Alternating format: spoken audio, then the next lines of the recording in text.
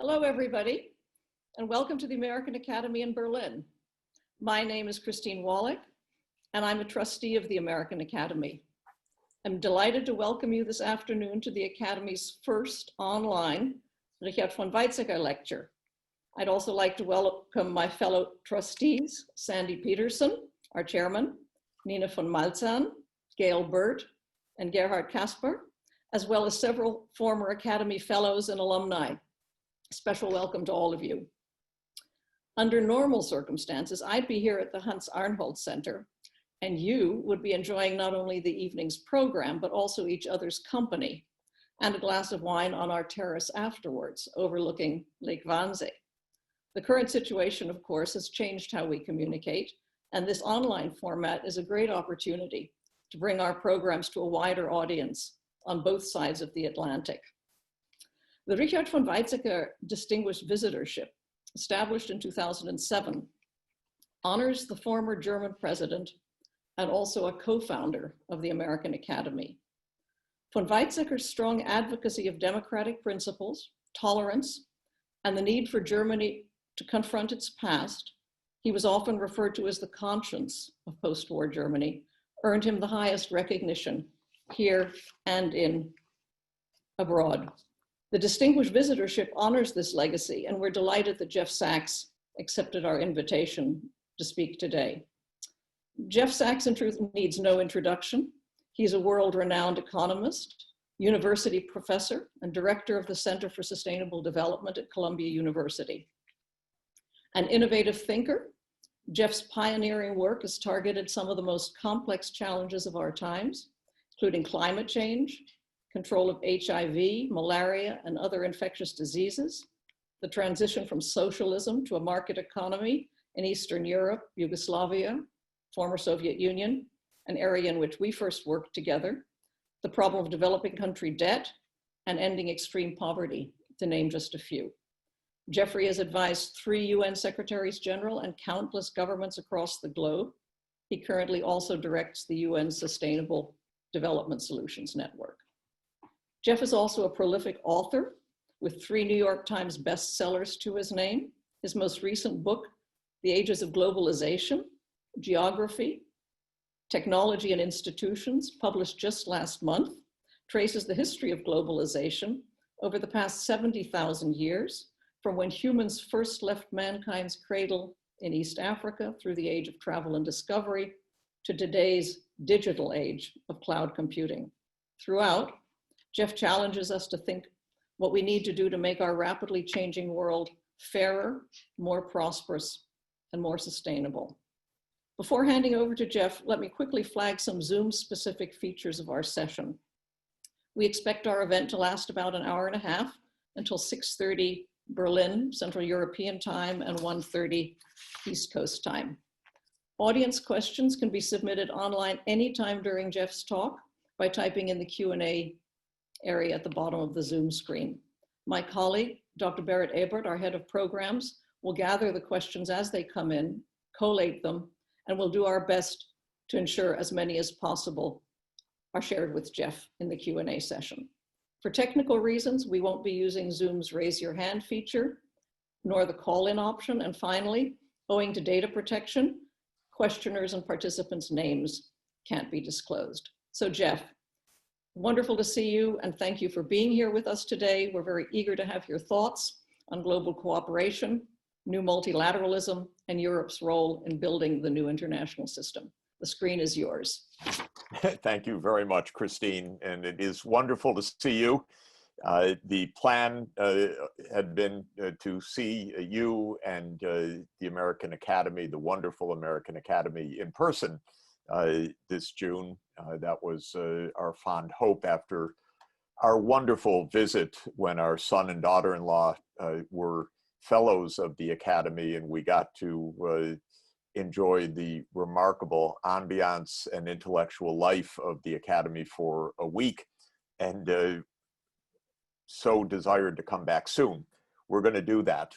But in the meantime, in these extraordinary circumstances, I could not be more honored to help inaugurate the new online series in the name of President von Weizsäcker. That is a really profound honor for me, and I'm so grateful.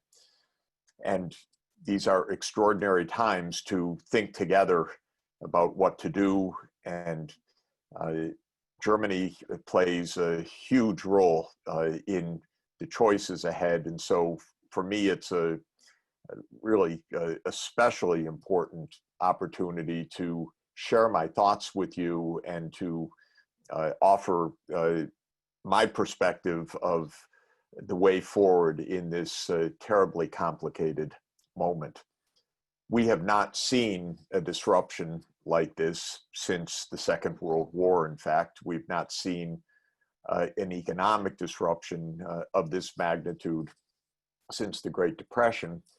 And we are in uncharted waters because many scenarios are within the realm of possibility, varying from a still possible, rather quick containment of this pandemic and a bounce back to not normal, but a new normal that is tolerable and even better in some ways on a relatively quick basis.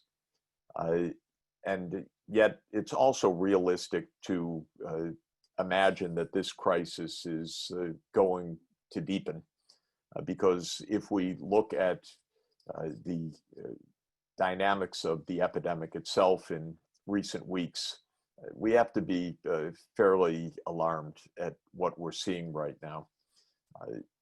Just to recap, perhaps, before I get into the broader geopolitical themes, since the outbreak of this virus sometime late last year, and we don't exactly know when and where this virus really started,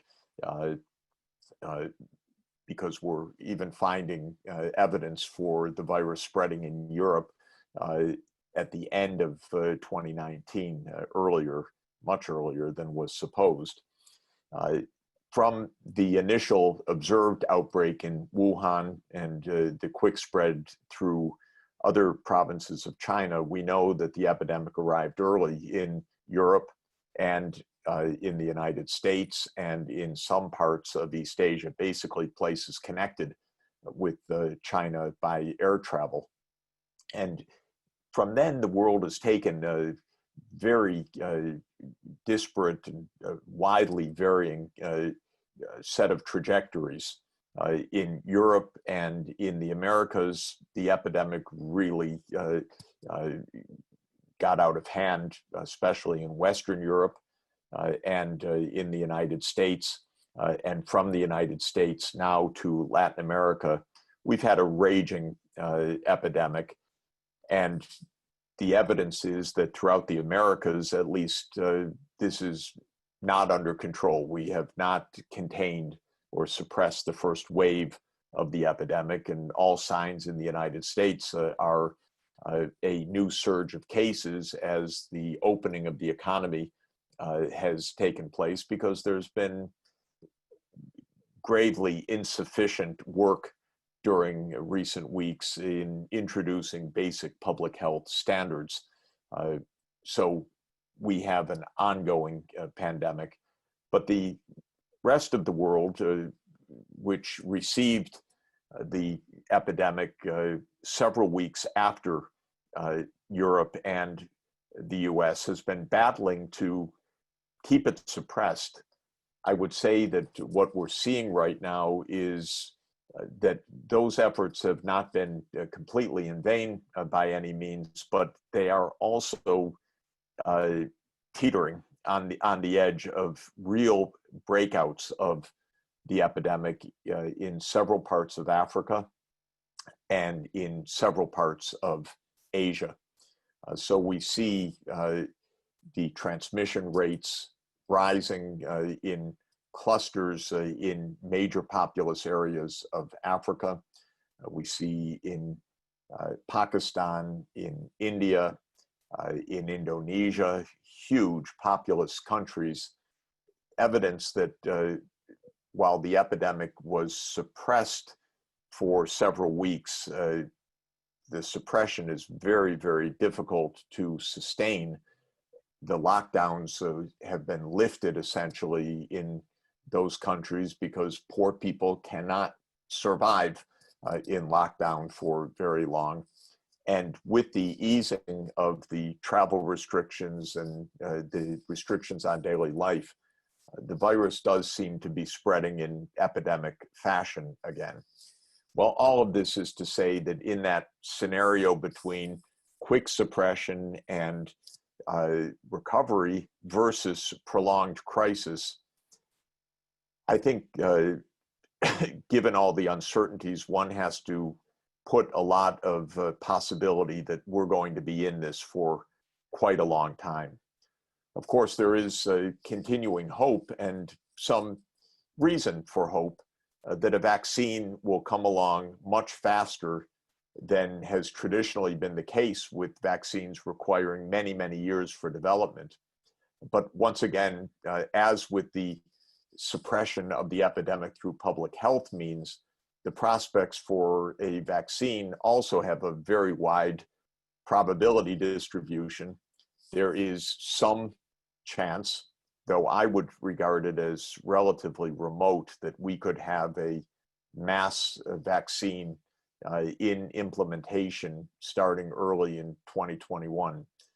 I fear that that's more hype than realistic, because simply to know that a vaccine is safe to put into the bodies of hundreds of millions of people requires more than a few weeks of small-scale evidence.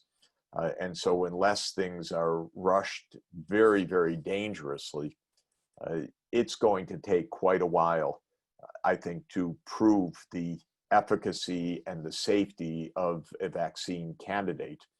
It's also likely that many of the vaccines that are now in development, those by Chinese research centers in Germany, at Oxford, in the United States, probably will not give comprehensive long-term protection, but might reduce the probabilities of transmission.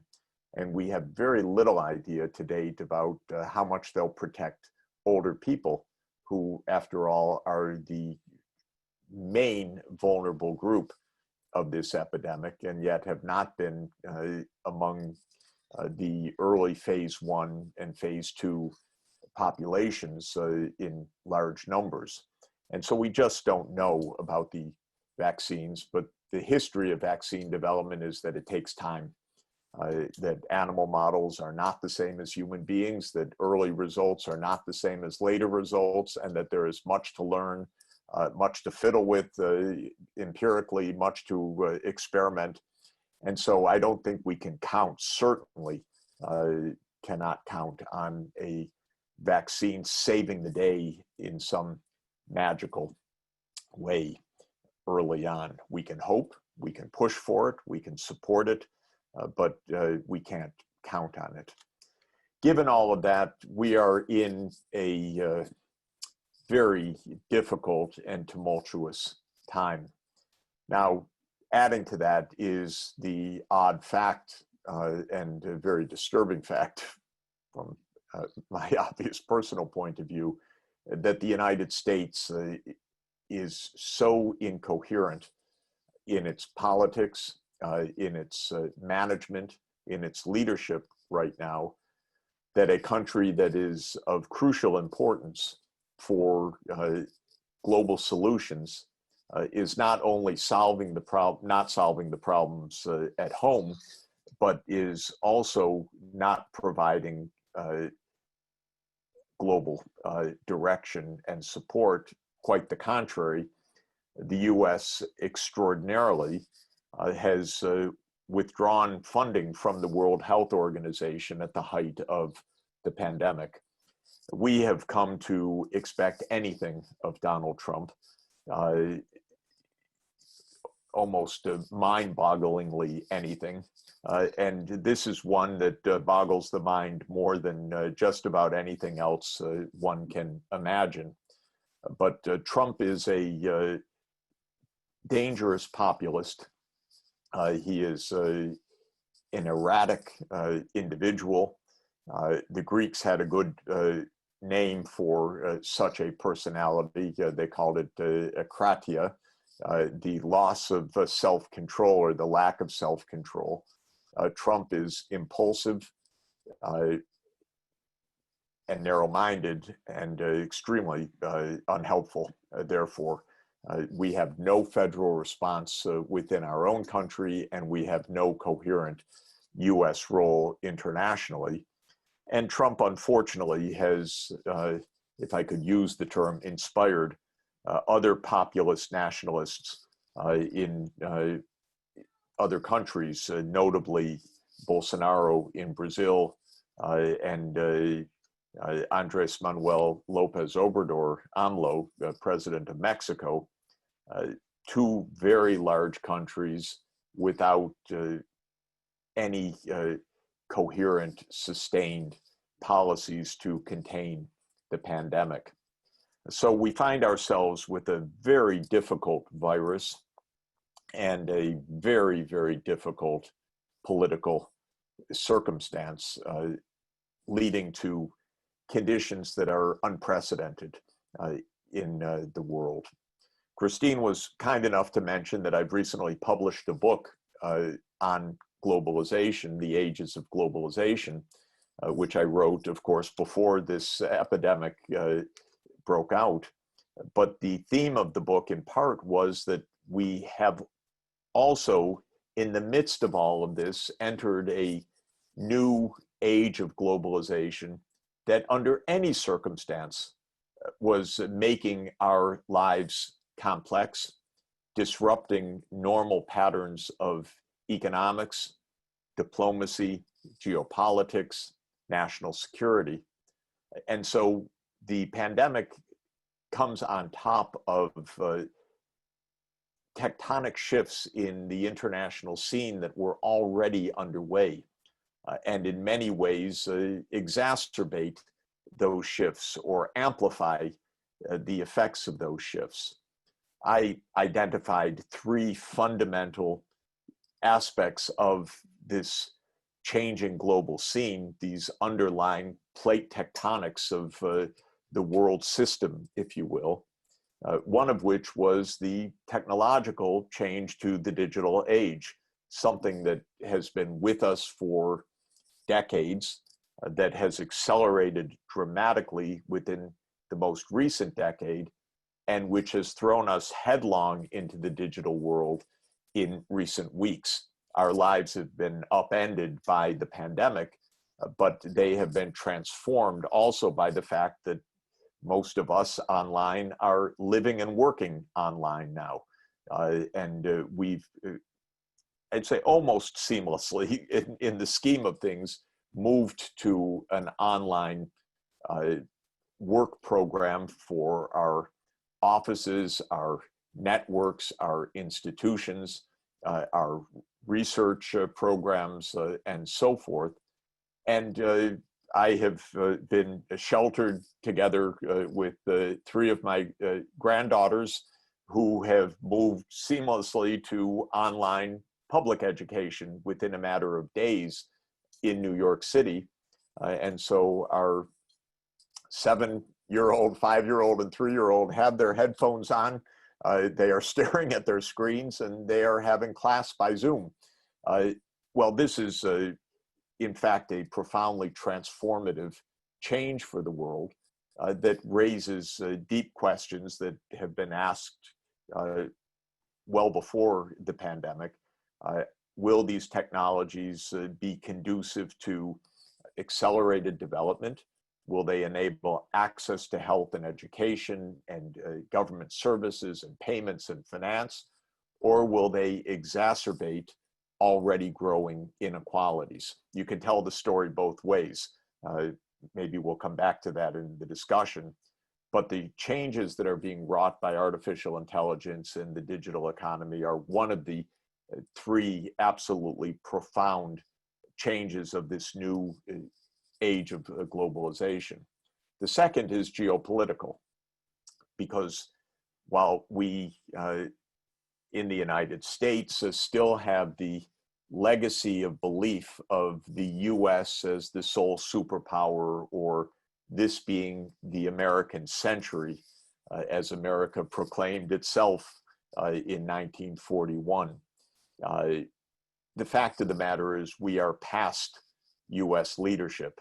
This is painfully true, although it's not so easily accepted.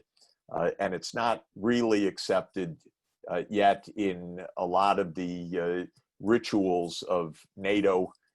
The recent debates about US troop levels in Germany, a very, very pertinent case of this, or US policies vis-a-vis other parts of the world, and most importantly, China. US senior strategists believe that they are maintaining US primacy or hegemony even, but it's past. It's past because the conditions that led to US dominance in the past are gone. Those conditions were a preponderant part of the world economy, a absolutely discernible US leadership in technology, and a US political and social consensus that enabled the US to spend resources to build and maintain a global system, which was seen as in the self-interest of the United States, but which also provided public goods for the whole world. Well, those conditions simply don't exist anymore.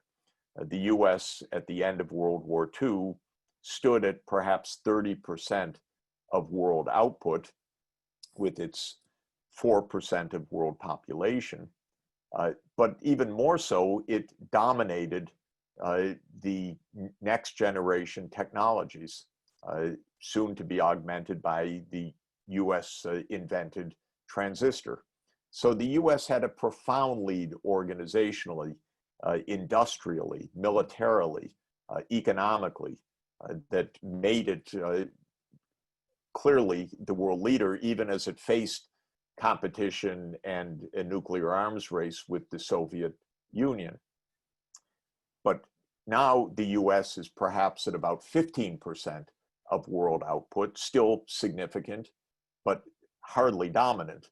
And according to purchasing power data, the US is smaller than China at this point, though far richer on a per capita basis. But also the technological base of US leadership doesn't exist in the same way, because technologies spread, because a lot of people in a lot of parts of the world are very clever, because China, Korea, Japan have constituted a remarkable Northeast Asian pole of endogenous innovation that rivals that of the European Union and the United States. And because China invests heavily now, comparable to the share of GDP invested in both Europe and the US in research and development, and China is pulling close to the frontier or to the frontier or in the leadership position in many of the cutting edge technologies, including artificial intelligence and digital technologies more generally. And the third condition for US leadership, which is dissipated, is the consensus within the United States. The famous bipartisan consensus of internationalism at the end of World War II, with the Republican Senator Vandenberg of my home state of Michigan, signaling that the Republican Party would join Democratic Party presidents in a bipartisan foreign policy, was a fundamental underpinning that enabled the US to establish the United Nations and to play the decisive role in establishing the institutions of the post-war era, the IMF, the World Bank, the WHO itself, and the rest of the UN family. Well, that consensus is gone. the Republican Party on the whole is hostile to multilateralism. Trump is a kind of vulgar populist showman in his anti-multilateralism. I have the no true joy of listening each year to Trump's speech at the UN General Assembly, where he takes the podium of that august chamber and rails against internationalism. It's vulgar, it is hurtful, it is debilitating, but most of all, it is a self-defeat of the United States in its international role. Unfortunately, what the US is coalescing around is the sense that we need a Cold War with China, which I would put at absolutely the bottom of what the world needs. It's the last thing in the world we need is another Cold War. The previous Cold War almost got us all killed on several occasions. God knows what the next Cold War would mean, but it is the innocence and ignorance of a lot of the US foreign policy establishment to believe that the US can and that it should contain China. And the US is busy trying to bring Germany and bring NATO as into a new anti-China effort. Absolutely, again, something that is so bizarre and self-destructive and potentially world-destructive that you wouldn't imagine that it would emerge. But Trump is trying to make it emerge and make it emerge quickly. His purpose at the invitation of the G7 to Florida, which was postponed to September, and I hope very much to be postponed past the US election, is to create a G11, adding in Trump's imagination, Russia, India, Australia, and Korea to the G7 to encircle China. Absolutely about the worst idea I can imagine. Now, the third tectonic shift that's underway, in addition to the technological and the geopolitical, is, of course, the environmental, of which COVID-19 is in some way representative. COVID-19 is a zoonosis, meaning it is a pathogen that has passed from an animal reservoir to human beings.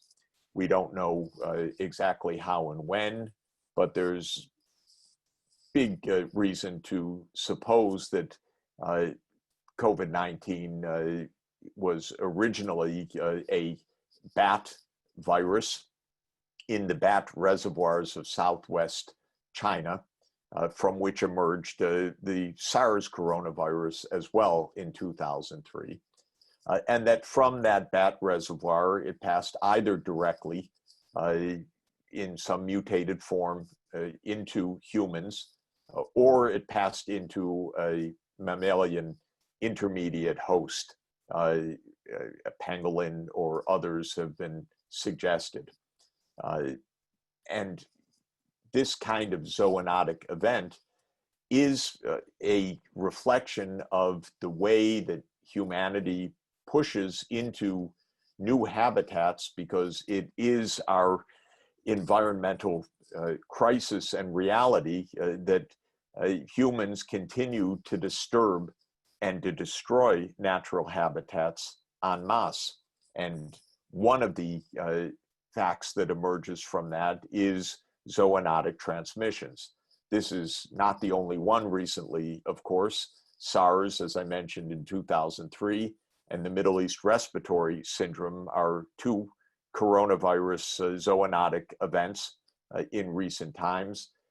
The virologists and ecologists were shouting, we're going to have a coronavirus epidemic. We're going to have a coronavirus epidemic again.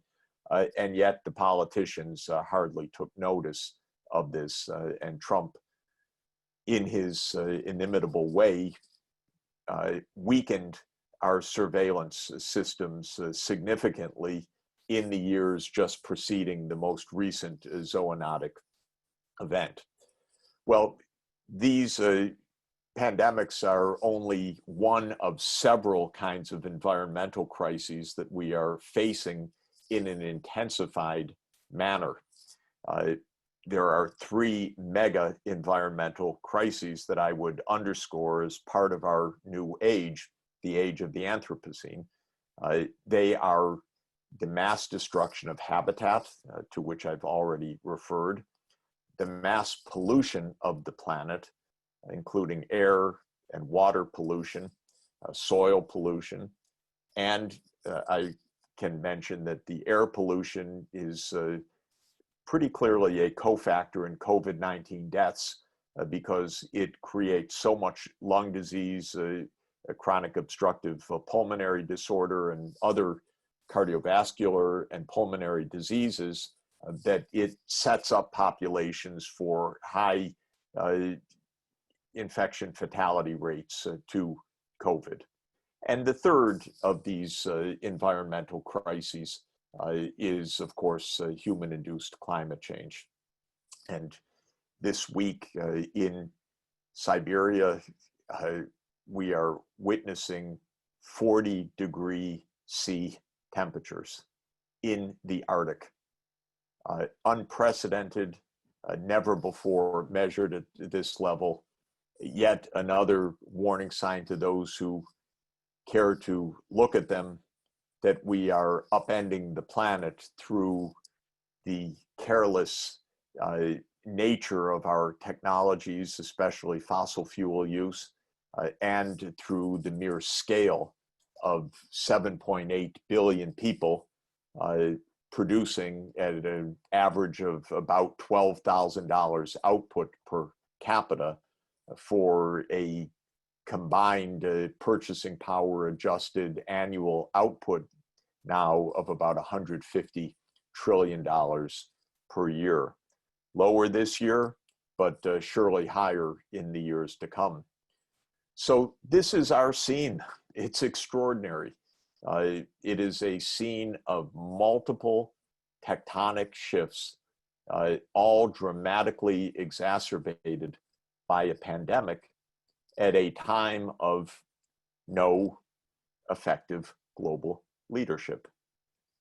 When I was a grad student 40 years ago, actually 45 years ago to tell the truth, the book we were reading at the time was the Great History of the Great Depression, written by Charles Kindleberger, the remarkable economic historian at Massachusetts Institute of Technology. And in his book, The World in Depression, Kindleberger argued cogently that the Great Depression was so dramatically increased in its depth and hurt because of the lack of any global leader. Indeed, in that book, Kindleberger invents what came to be known as the hegemonic leadership theory, that the problem of the Great Depression was that we were between hegemons.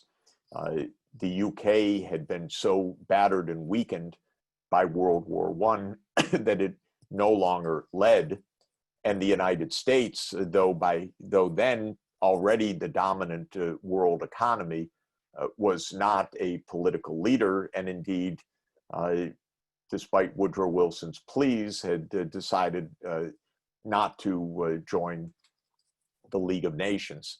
And Kindleberger argues that in that context, a deep banking crisis was not contained because there was no leader to provide the public goods to contain it. And of course, we took that when we read that book in the mid-1970s as the parable for US leadership. And I took great comfort. I remember as a grad student thinking, yes, yes, at least now the United States knows how to lead. And we have the IMF, thanks to the US. We have the World Bank. We have the institutions of leadership. Of course, I was already, I hope, a bit aware enough to not count on the steadfast wisdom of the United States in all contexts. After all, I'm a child of the Vietnam War era. But I felt that the US would not completely fail to provide global public goods and to help induce others to join in that effort were a similar crisis to arise. Well, ladies and gentlemen, we are in the Kindleberger moment. We have reached a crisis of comparable magnitude to the late 1920s or early 1930s, and we don't have a global leader right now. We do have many advantages. We do have historical memory. We do have the UN Charter. We do have multilateral institutions. But we also have a moment of US failure of leadership that is truly astounding. So what to do?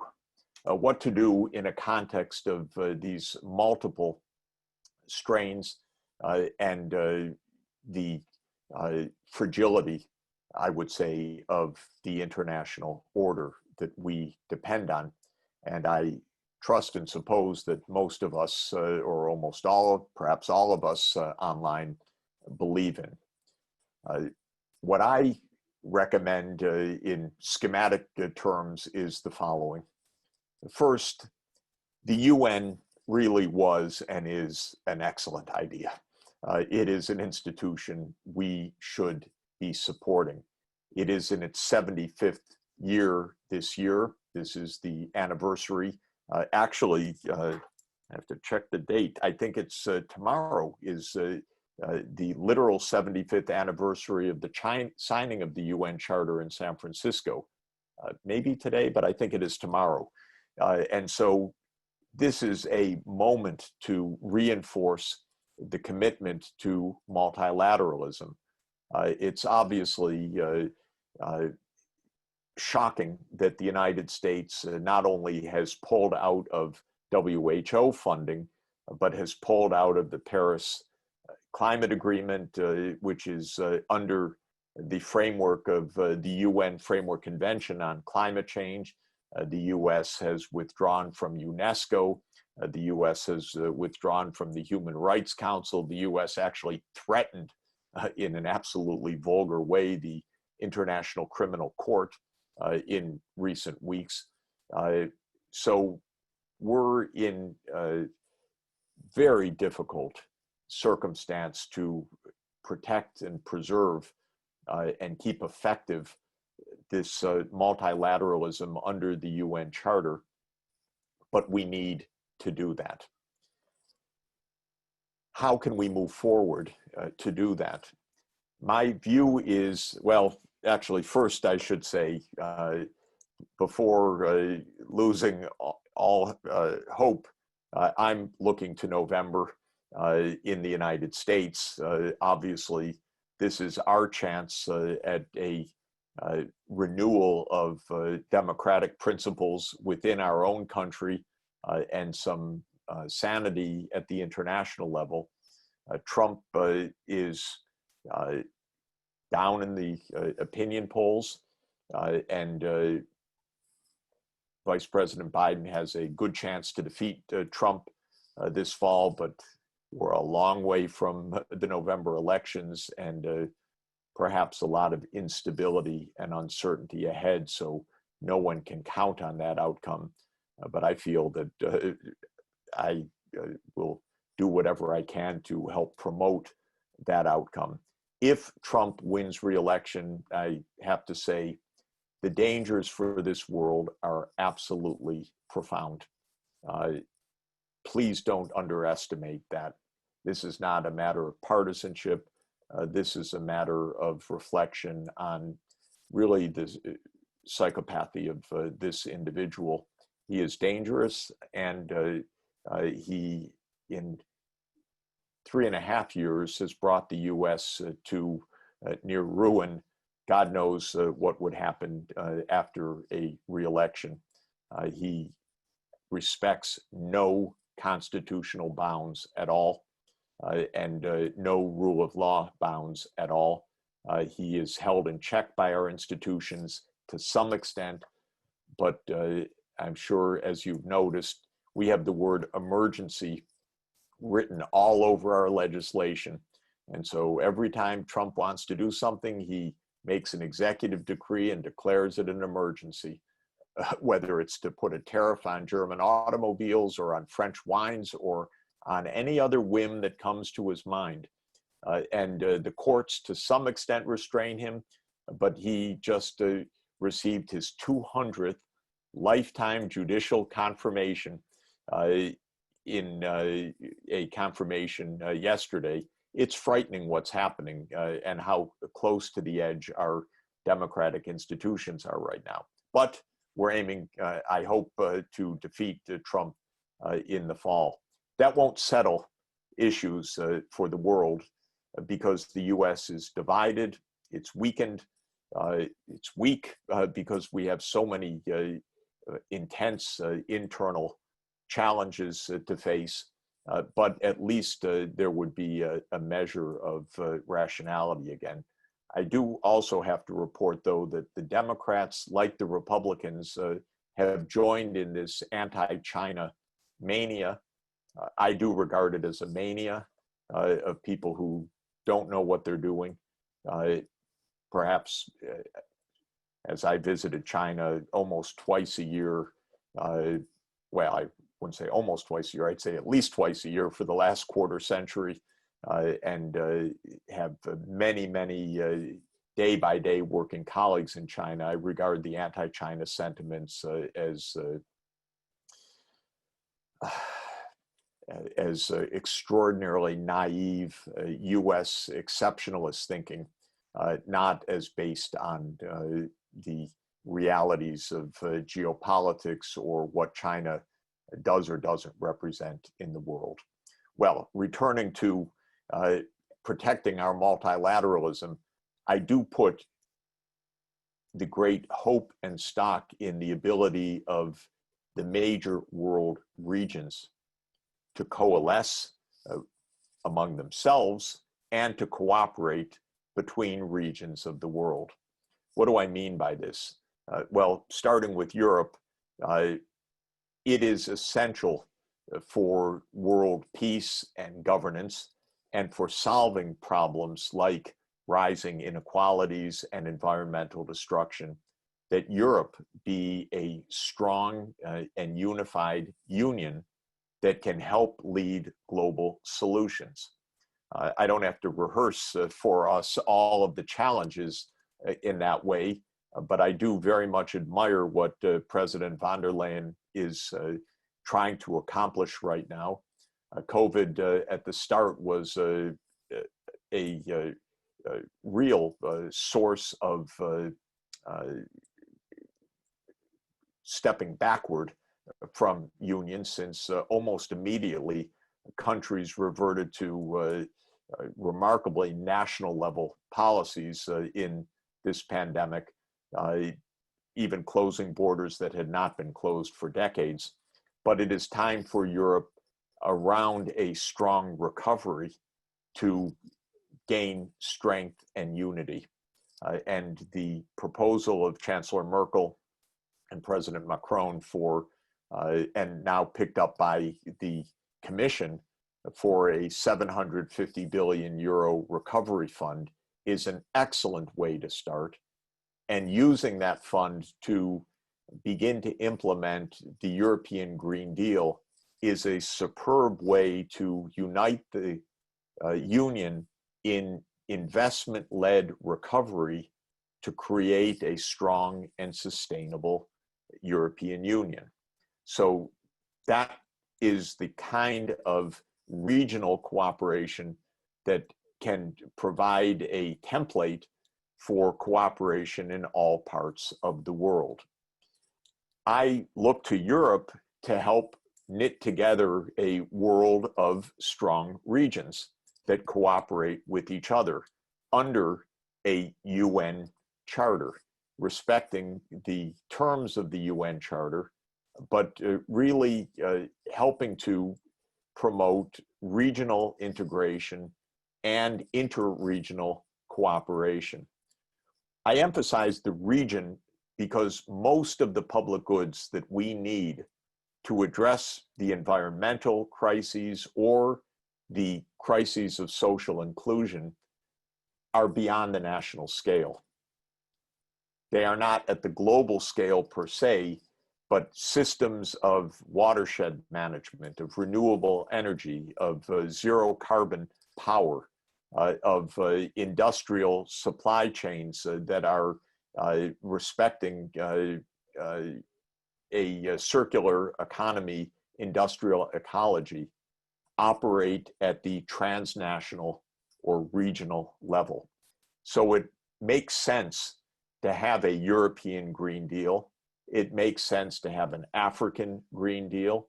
It makes sense to have a Latin American Green Deal. It makes sense to have an ASEAN Green Deal.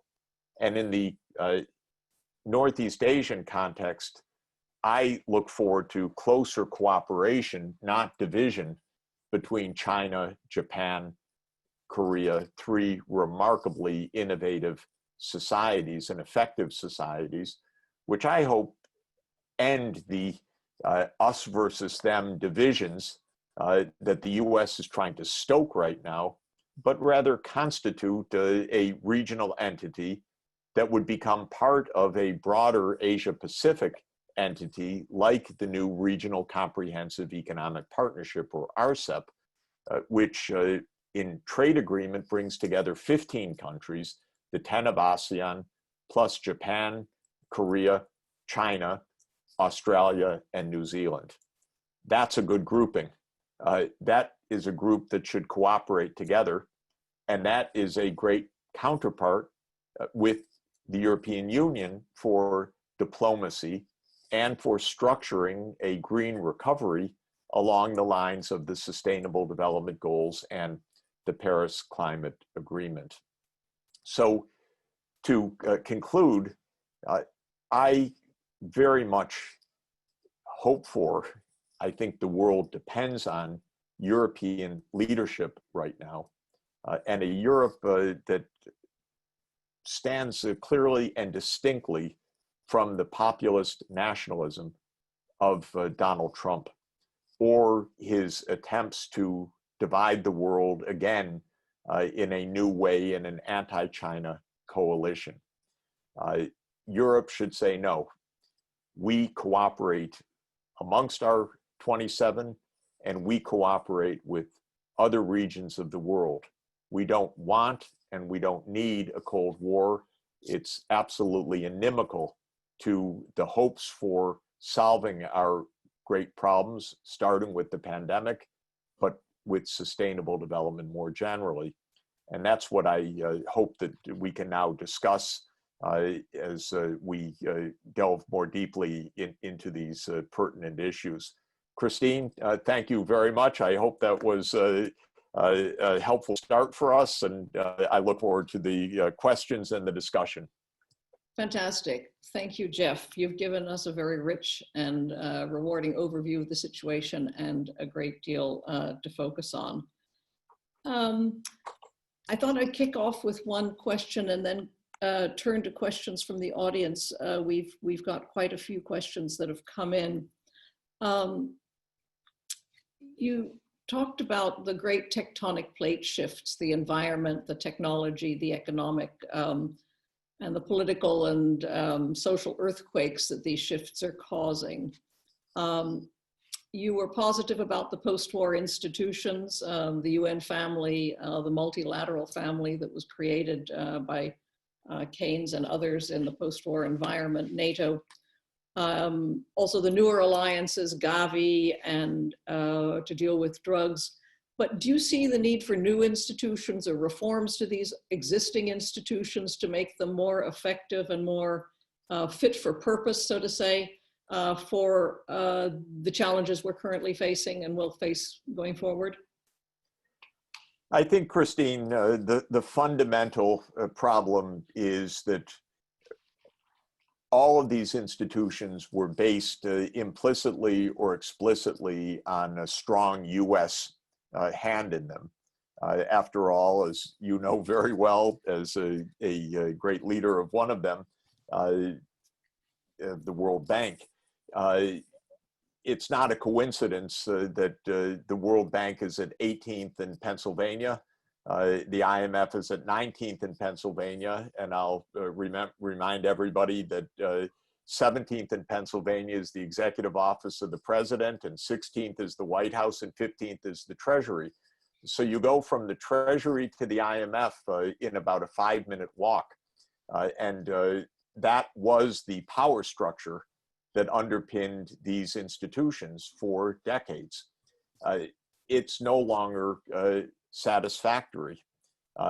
If the US treats these institutions as a private preserve, it doesn't work. If these institutions assert their institutional and constitutional role as multilateral institutions, in the current circumstance, the US gets very upset and threatens to block any mode of action. And so we have a multilateralism that's premised on 5 permanent members and one that is primus inter pares that doesn't even want to play right now. And that is trying to stoke a conflict, a cold one, I trust, with the second of these 5. So this is really the deep mess, which is that institutions exist in their letter of the law, but they also exist in the realities of the power structure that support them and that finance them. The UN institutions are gravely underfinanced. The US just grotesquely goes on a campaign every 2 years to cut the UN budget. The operating budget is tiny. It's a few $billions for institutions that are supposed to be providing crucial governance of $150 trillion world output. So we don't have the reliable finances. We don't have the politics. We have the vulgarity of charges that WHO is in the hands of Africa, and in the hands of China, excuse me, and so forth. And these institutions can't function adequately that way. We also have a very serious problem, many structural problems, of course. In the UN Security Council, the institution that is crucial for peace on the planet, Asia is profoundly underrepresented. It has 1 permanent seat and 2 rotating seats, though Asia has 60% of the world's population. It's not acceptable if we stay on a country level representation rather than a regional or constituent level, that India would not have a seat in the Security Council, for example, with its 1.4 billion people and nuclear power, and so vital as a source of solutions for the world. But there are many structural problems with the UN Security Council. The UN General Assembly was built with a known structural problem. It represents the world. It's a remarkable body, 193 countries, but it ranges from countries with 10,000 people to 2 countries with 1.4 billion people, each with 1 vote. This is quite problematic for the efficacy of international representation. So we face a lot of problems, but with a trap that the P5, and this is the US, I think playing a major role in that, put in the little twist that any reform depends on all 5 of the P5 countries agreeing. So we also face the challenge of structural reform, which has been blocked for 20 years, not only by the United States, but by others of the P5 as well, including China. And this weakens our multilateral governance quite fundamentally. All in all, I'd say the situation is one where we desperately need these institutions, but we don't reflect that need in our geopolitics. And nothing is lost until it's fatally lost, and we haven't lost these institutions yet, but we're not taking due care of them. Thanks, Jeff. We've got questions coming in, so I will ask some audience questions now. The first one on a somewhat different topic or angle than we've been talking about hitherto. And the questioner asks, you did a lot of work on the world's poorest populations. What needs to happen to ensure that their situation isn't exacerbated with COVID-19 crisis? And which actors should play a crucial role in ensuring that? The situation of the poorest is bound to be gravely exacerbated. There's no way out of that. And that reflects several different dimensions. One is that within poor countries, the measures taken to stop the transmission of the virus, as in all of our countries, is basically inimical to daily life. Of course, I should emphasize the inexpensive way to suppress the virus is through massive public health efforts, not through lockdowns of the economy. But partial shutdowns of economic activity are inevitable, both behaviorally and through policy decisions. And this hurts the poor. So one part is that the poor get hit by the epidemic directly. The poor also get hit by the illnesses and vulnerabilities to disease and death that this epidemic entails. And as a footnote, to the lapsing of other campaigns such as control of malaria or control of neglected tropical diseases that accompanies COVID because it diverts resources. The poor are losing remittance income significantly because in many of the poorest regions of the world where jobs are essentially unavailable, young men have moved to find even low-paid but life-saving jobs for their families in the Middle East or in Europe or in the United States and elsewhere. And that remittance income is life-saving, but it is falling by some estimates 20 or 30%.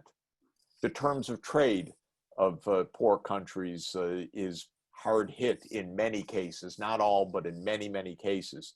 Minerals, hydrocarbons that poor countries may export down sharply. Tourist proceeds, which is a major source of income earning for poor people, down catastrophically, and so on. So there's no way that we could look with any equanimity at the short-term impacts of this pandemic. They will be bad. The most we are able to do in the short term is emergency financial response. The IMF and the World Bank have a absolute unparalleled and unique responsibility to provide emergency financing at quick turnaround and very low conditionality. These countries don't have central banks that can issue credit without financial disaster. So they have to turn to institutions like the IMF and the World Bank to provide them with the emergency credits. over the longer term, it's worth us speculating for a moment about long-term trends on poverty. As you know, poverty had come down sharply as measured by the World Bank from more than 25% in 1990 to under 10% by 2015. And some indicators had put it at around 7 to 8% by 2019. China was celebrating the end of extreme poverty entirely within China this very year. The trends were not bad, but they were clouded by two major realities. One was that the ever-promised development assistance has basically stalled, and stalled is even too easy a statement. The world's in retreat from the era of development assistance. And in the United States, it's an object of scorn and disdain. There's no iota of responsibility for development aid in the US. Europe is the last remaining responsible donor. It's a tragedy and a travesty that the world can't find a way to mobilize more than 0.3 of 1% of income for the poor. And I've been engaged in countless studies over the years of what's actually needed to bridge the urgent gaps for schooling, for healthcare, disease control, and so forth. And it comes to another 0.5% or so, it's 0.5% of rich world income, perhaps another $250, $300 billion a year. And we can't find that fraction of 1%. So that's a second matter. And then a third matter is how we have eaten away at the tax collection capacities of poor countries and rich countries alike, because the United States became over time a plutocracy. We became a almost tax-free, carefree playground for the super rich, with the repeated tax cuts, repeated looking away from massive tax abuses, such as putting intellectual property into the Caribbean as a trivial mechanism for averting taxes of drug companies and big tech companies. It's a shameful game, but with no shame. And so the tax collection capacities have weakened tremendously, with 20 or 30 trillion dollars, depending on how you count, of assets in tax havens, essentially created and sustained and curated by the United States, the UK, and a few others. Let me give you one final example. Money is shifting dramatically to Amazon.com and to other big tech companies. Europe has rightly said we have to tax those companies. That's where the income is. And what does the United States government say? Rather than saying, yes, you're right, we have to make sure that these companies pay their due and share in the burden. And Mr. Bezos, for all his ingenuity, which is very great, needs in effect to pay some taxes on that 150 billion of net worth. No, the US threatens Germany with tariffs on auto exports. It threatens France with tariffs on French products. If you dare go ahead to tax these fragile big tech companies taking in vast, vast sums. Well, this is what holds back development in general right now. Rampant abuse with impunity of paying taxes, and therefore countries, governments in poor countries can't provide basic social services, even places in school for children, and healthcare for the citizenry. Long and the short of it is, the downward path of poverty rates is a real and deep trend because it reflects on the obverse side the benefits of technology. But if we don't have functioning multilateralism, if we don't have transfer payments from the richest to the poorest in the world. And if we don't have an effective tax system that enables poor countries to collect the royalties and other revenues earned by multinational companies, we can't go farther. This is really the agenda to continue the path to getting to the end of poverty as we have promised in SDG number 1. Thanks, Jeff. Let me come back to the question of tectonic plate shifts, and several questions have come up relating to how we should address these.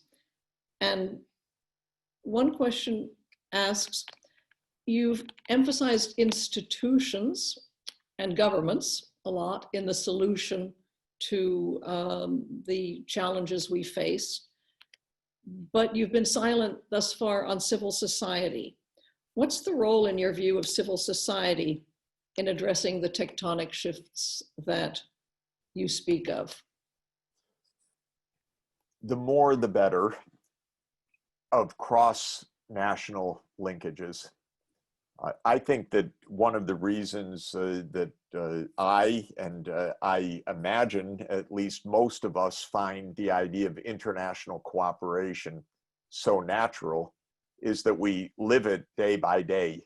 Maybe we live it day by day because we believed in it from the start, but also my experience, and I suspect the experience of many others on the line, is that when you work with the people from different countries, different regions, different faiths, different races, different religions, different outlooks, you form natural human bonds with them that make a lot of the charges and claims seem outlandish.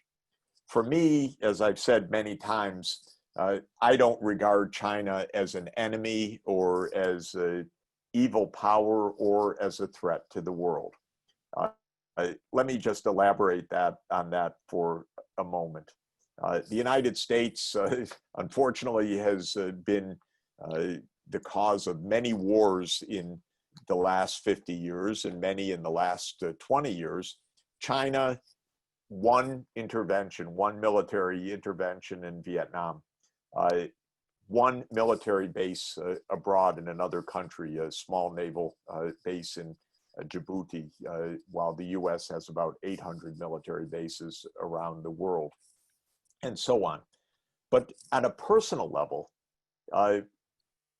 as I work with Chinese colleagues, and maybe as a professor, it's also a distinctive feeling when your students become officials in senior positions in China over the years, and many, many have.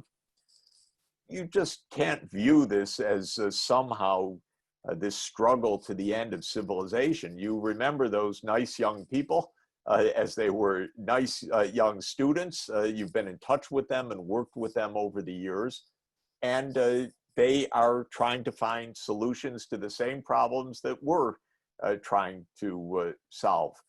And in this sense, the human touch, I think, is extraordinary. This is why scientists are not nationalists in general. They work across international boundaries. Athletes in general understand international scene, musicians, artists, people whose lives by nature bring them into contact with others, find that the human element becomes the predominant element.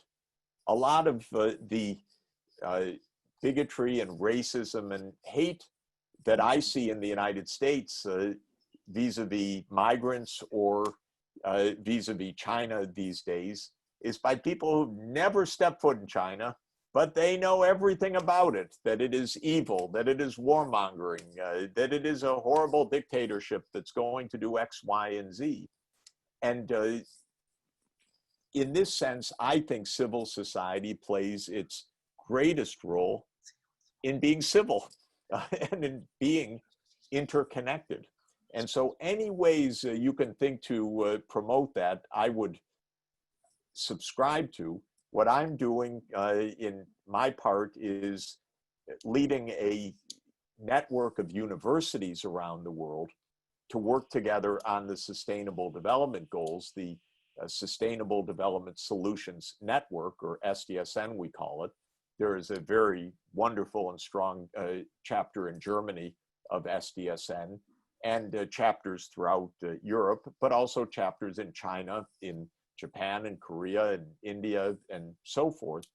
And I view the work that we do cross-nationally, transnationally, as probably the biggest accomplishment of this network, because it is knitting together the reality of global interdependence in at the human level, and then from the human level to the institutional solutions. At the political level, I urge the European Union to make systematic ways, and they exist, but I think they can even be deepened, systematic work programs with China, with India, with the Mercosur, with the African Union, to really work hand in hand in these ways, and to promote the civil society across these regions to work together on these challenges. This would accomplish this dual purpose of analytical problem solving, as well as the human-to-human dimension of our interdependence. Thank you, Jeff.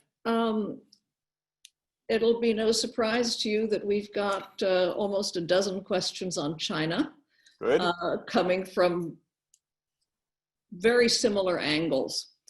And so I'll try and summarize or synthesize. But if I were to describe them in a general way, I would say it's about supping with the enemy, collaborating and coordinating with the bad guys or bad guy. Yep. So how do you reconcile the need to make China a partner in solving the many crises you've mentioned with the very different and sometimes unholy way China has of acting in the world, pressuring its internal minorities, pressuring externally in the South Asia Sea, military intervention threats, concentration camps, etc. The list goes on a long way. How do you reconcile making China a partner in our endeavors to solve these major problems we face when domestically and internationally as well, increasingly, they are behaving in some undesirable ways?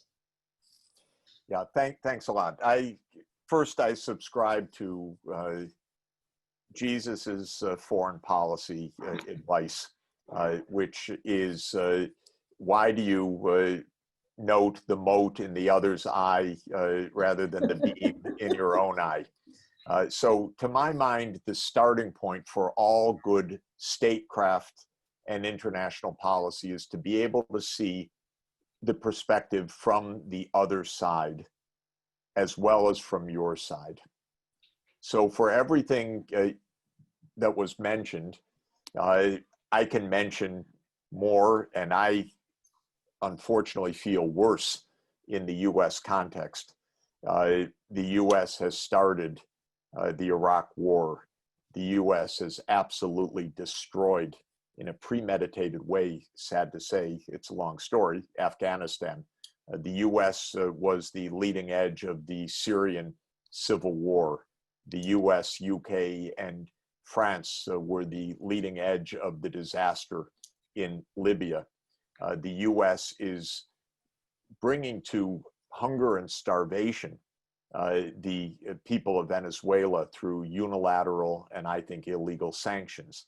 The US is trying to foment hunger and unrest in Iran by walking away from the the nuclear agreement in which Germany and the P5 are all signatories, and by imposing a unilateral extra territorial sanction regime that I regard also as internationally illegal. The US has walked away from the WHO. The US has walked away from the Paris Climate Agreement. Now, if I turn domestically, the US has incarcerated a large proportion of African-American young men for decades. The US has been a country of systematic bigotry and mass discrimination. The US tolerates levels of inequality that are absolutely shocking. Okay, and so on and so on. But still, Germany deals with the United States. It's actually considered an ally.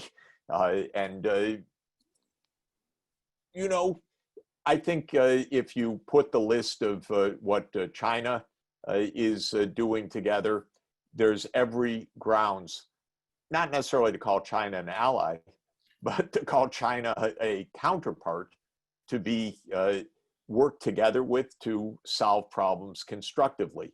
In this world, don't expect perfection in politics, and don't expect perfection in statecraft, but don't demonize the other in a way that makes cooperation impossible.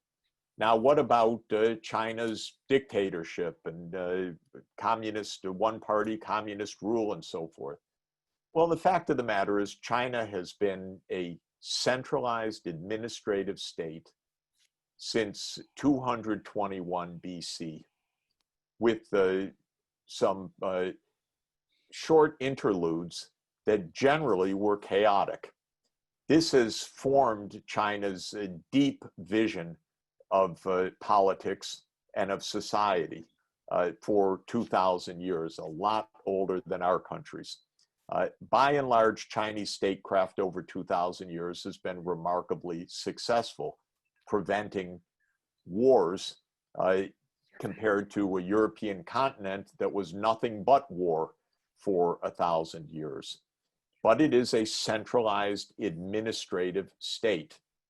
How does it work? Well, in the last 40 years, it's had the most remarkable gain of living standards in the history of humanity. That's not a bad start. Life expectancy soaring, education levels soaring, income levels soaring, with many problems to be sure, especially pollution, greenhouse gas emissions and the like, things to be worked on, but huge successes. Why does China hone so aggressively, you could say, to the non-interference? Don't tell us what to do. Don't interfere in our internal state. Well, there's a good reason for that.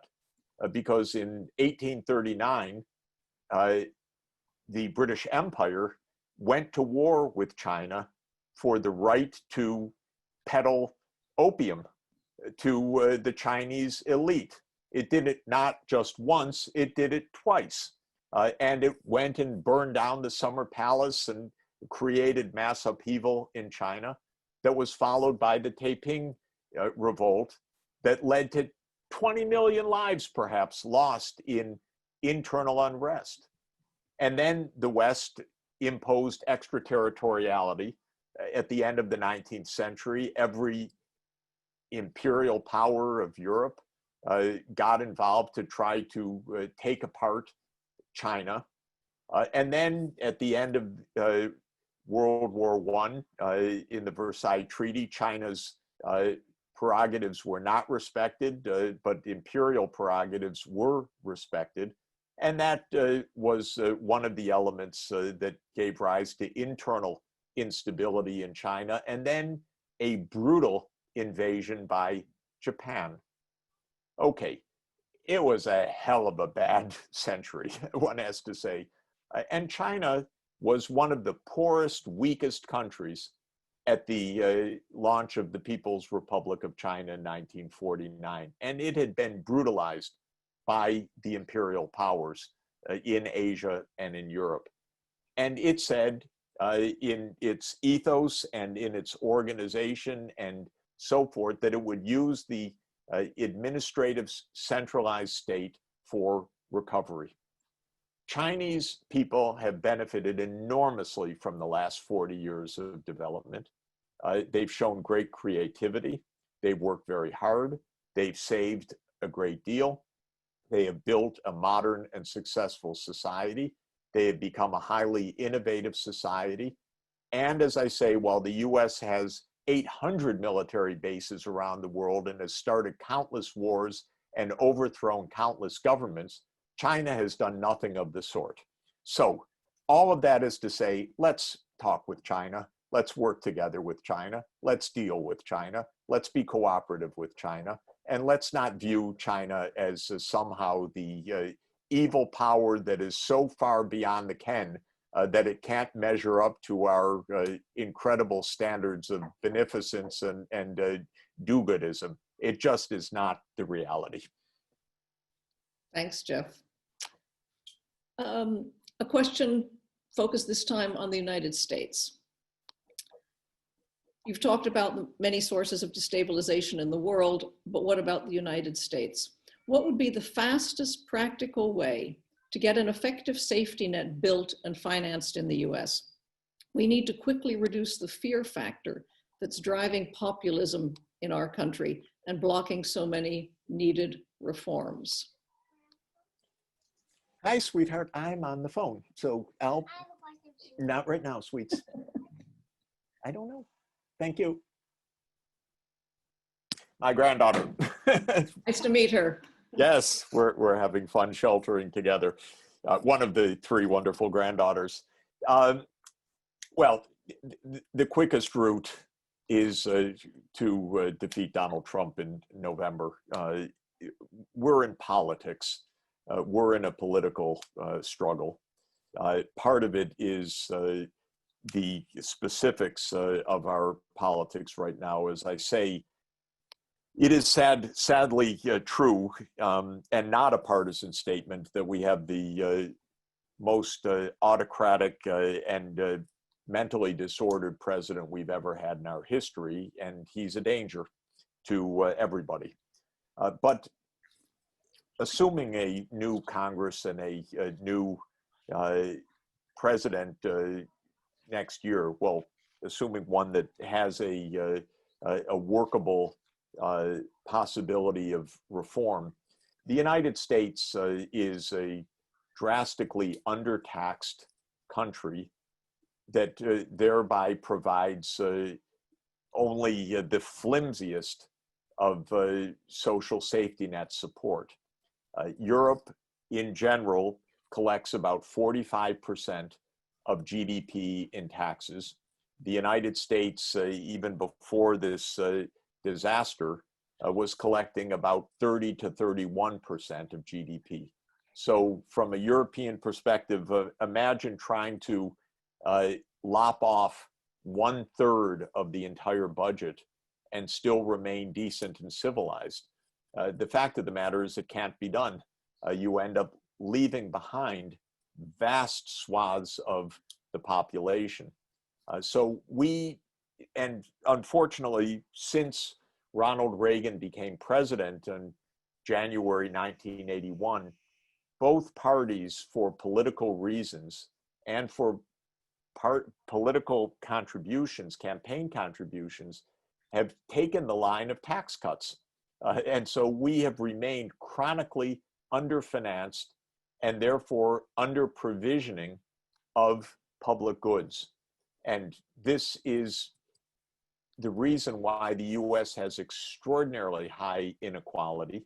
And it's the reason why we have, it's not the only reason, it's one of two reasons why we have people out on the streets protesting across the nation. The other reason is the profoundly deep-seated bigotry and discrimination that are part of US history. But even that is part of the reason for the inequality, because a lot of white voters in American history have said, it might help me, but I'm not going to help African Americans by paying taxes.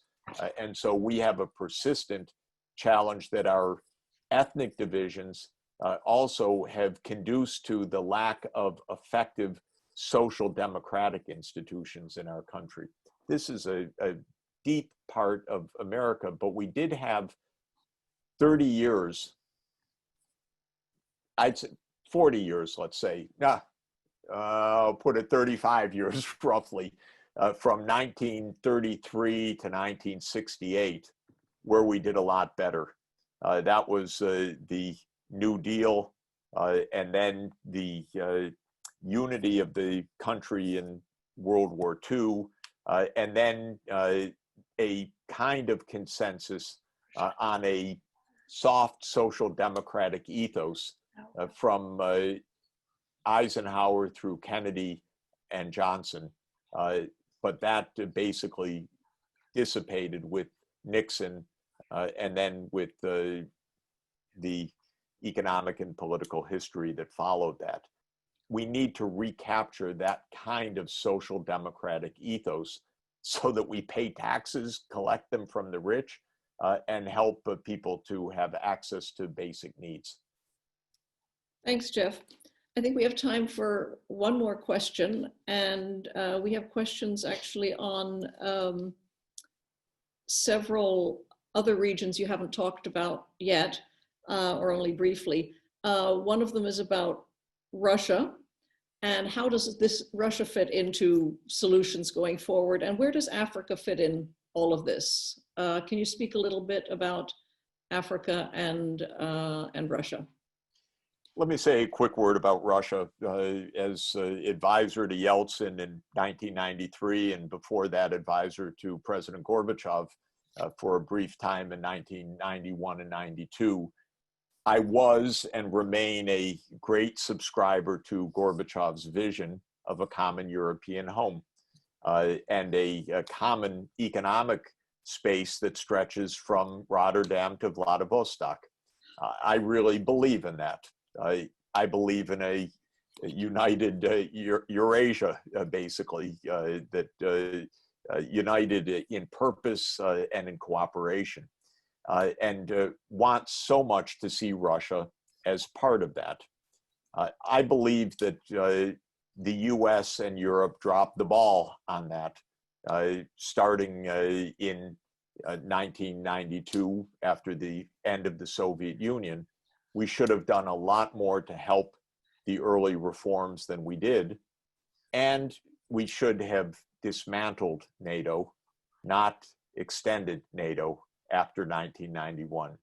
That doesn't mean dismantling security systems, but it does mean dismantling the security system that was aimed at defending against the Soviet Union, because the Soviet Union no longer existed. So we needed new security arrangements.